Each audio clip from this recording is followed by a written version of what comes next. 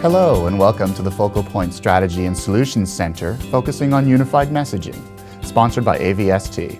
I'm Carmi Levy, Senior Research Analyst with Infotech Research Group. On this site, you'll find a variety of resources to bring you up to speed on the benefits of unified messaging, including the latest news, case studies, white papers, and a series of short video programs produced by AVST and ITworld.com. In this first segment, I had a chance to sit down with Hardy Myers, President and CEO of AVST, a leading unified messaging provider, to discuss why companies should implement unified messaging in the first place, and when they should start thinking about making the transition. Hardy, thanks so much for joining us today. Good to be here. Good. There is so much happening in the messaging space in general. I think it's a great time to be alive in this industry. Lots of cool products are coming out, lots of new technologies. Looking at it as a whole, you've been in this industry for a while.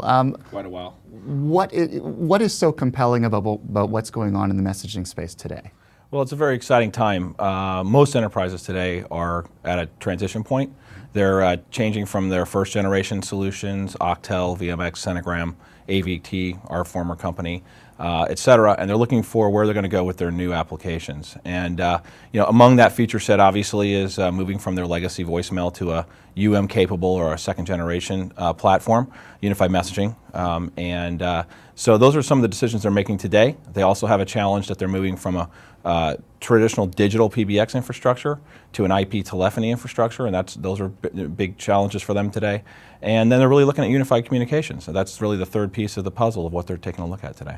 A lot of organizations are looking at legacy systems, the stuff they already have installed in their data center, and they're going, is unified messaging for me? Why should I even consider going to UM in the first place? What is the compelling business case for unified messaging at this point in time? That's a great question. Unified messaging is really the integration of your voice and your email and your fax into a single message store inbox, and really it enables mobile workers, the knowledge workers of the enterprise, to have more rapid access to their information, to their communications infrastructure, and it enables them to be much more productive. We don't see unified messaging today being deployed across the entire enterprise. We see it really being targeted at a specific sub-segment of the workforce, that being primarily the knowledge workers and the mobile workers of the enterprise. How can they particularly benefit from UM? What is so special about UM for them? Sure. Well, what unified messaging does is it enables you to access your information from virtually any location. So whether you're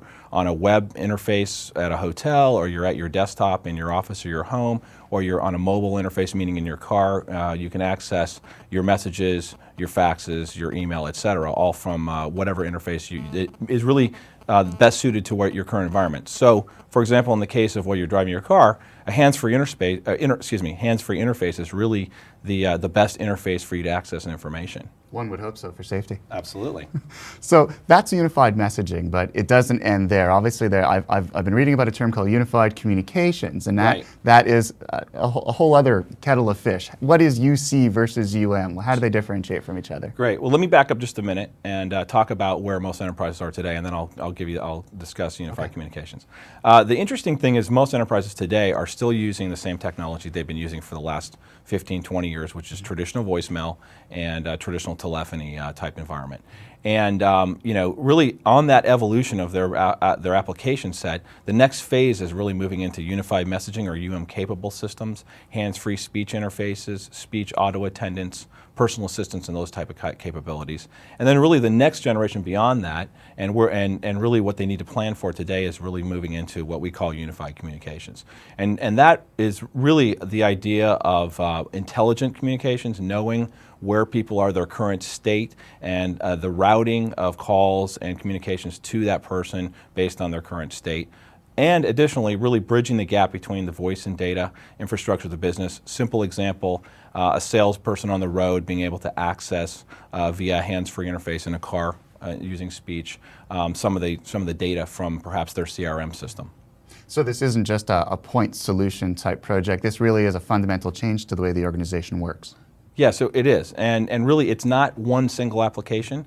It's a set of applications of which voice messaging, call processing, unified messaging, all those are part of that application stack that an enterprise is going to add as they move forward with their second and third generation infrastructure. And you're not locked into doing a big bang type approach. You can bite off pieces of it as you feel comfortable. Absolutely. I mean, that's the thing that for us, I mean, clearly for most enterprises, my whole position with enterprises is, get going. There is so much capability out there today that you can put into your enterprise that can make your workers more effective.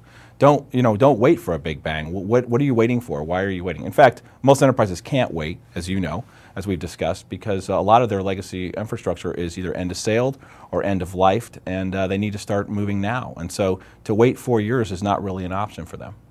So unified messaging planning really needs to be not just a one-time process, but an ongoing process for most organizations? That's right. It is an ongoing process because you want to make sure that when you deploy a unified messaging system, A, you're going to get the technology to the right segment of the workforce now and in the future.